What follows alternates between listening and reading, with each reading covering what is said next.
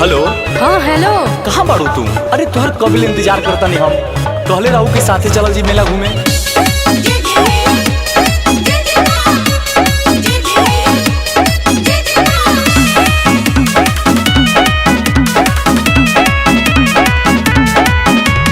Hello मोरे सुना बोला बड़ा कोना कोना मम्मी ताकत भी खाना मत होना। हेलो मोरे सुना बोला बड़ा कोना कोना मम्मी ताकत भी खाना मत होना। आरती भरही हो फिर निकाल जाइहा हो तू संभाल जाइहा हो। वादा कइले बाड़ू ना बदल जइहा हो मेला में आवो मिल के चल जइहा हो। ए सोना वादा कइले बाड़ू ना बदल जइहा हो मेला में आवो मिल के चल जइहा हो। ए सोना ए सोना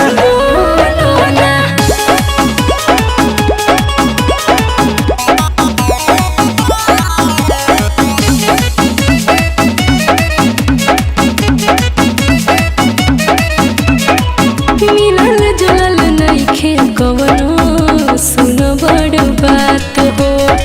मैया के सोझा केहू के का बावकात हो। बतिया कठी के सब कहतारू भक्ति में पागल भइल रहतारू। भक्ति में आगे तू बढ़ावल जइहा हो ही में ढाल जइहा हो। वादा कइले बाड़ू ना बदल जइहा हो मेला में आवो मिल के चल जइहा हो।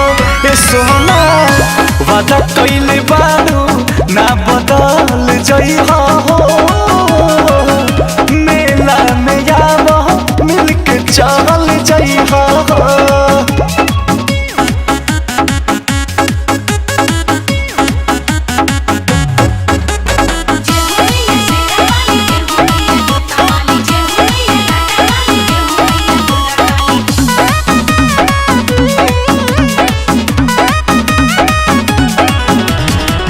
तोहरा लाले आइल बानी माटी के दियरिया। आरती उतरी हो तू पिन्ही के पियरिया।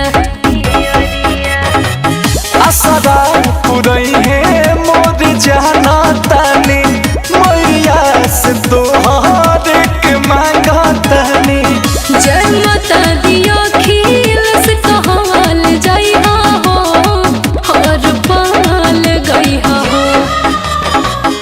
वादा कइले बाड़ू ना बदल जइहा हो